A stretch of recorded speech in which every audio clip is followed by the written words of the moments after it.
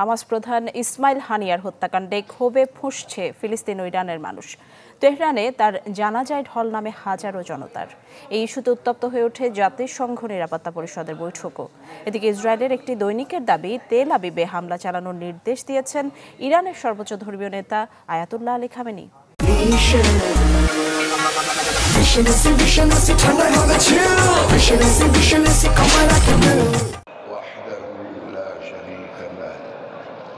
ইরানে হামাস নেতা ইসমাইল হানিয়ার জানাজায় ঢল নামে হাজারো মানুষের।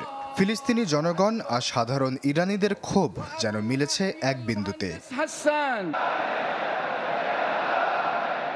জনতার এই ক্ষোভ সঞ্চারিত ইরানের সর্বোচ্চ নেতা আয়াতুল্লাহ আলী খামেনির নির্দেশে। ইসরায়েলের একটি দৈনিকের দাবি, হানিয়ার হত্যার প্রতিশোধ নিতে ইসরায়েলে সরাসরি হামলার নির্দেশ দিয়েছেন খামেনি। তবে এ বিষয়ে বিস্তারিত আর কোনো তথ্য জানা যায়নি। হানিয়ার মৃত্যু গোটা মধ্যপ্রাচ্যে যুদ্ধ ডেকে আনবে কিনা তা নিয়ে আলোচনা করতে বুধবার জাতিসংঘ নিরাপত্তা পরিষদে ডাকা হয় জরুরি বৈঠক। এতে ক্ষোভ জানান ইরানের রাষ্ট্রদূত, বলেন গোটা মধ্যপ্রাচ্যে যুদ্ধ ছড়িয়ে দিতে চায় তেল আবিব। নিরাপত্তা পরিষদের প্রতিটি সদস্য দেশের উচিত এ হামলার নিন্দা জানানো। ইসরায়েলের এই হামলা নিঃসন্দেহে জাতিসংঘ চার্টারের পরিপন্থী। শুধু নিন্দা নয়, প্রত্যেক রাষ্ট্রের উচিত ইসরায়েলের ওপর উপযুক্ত নিষেধাজ্ঞা আরোপ করা।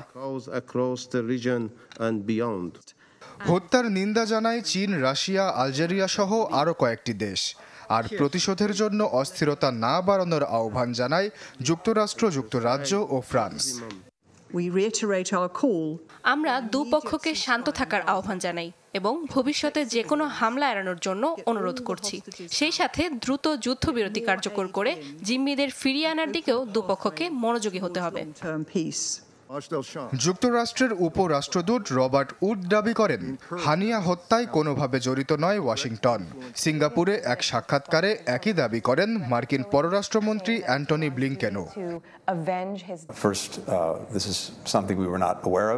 হানিয়ার উপর এই হামলার ব্যাপারে আগে থেকে কিছুই জানত না যুক্তরাষ্ট্র, কোনোভাবে জড়িত ছিল না ওয়াশিংটন।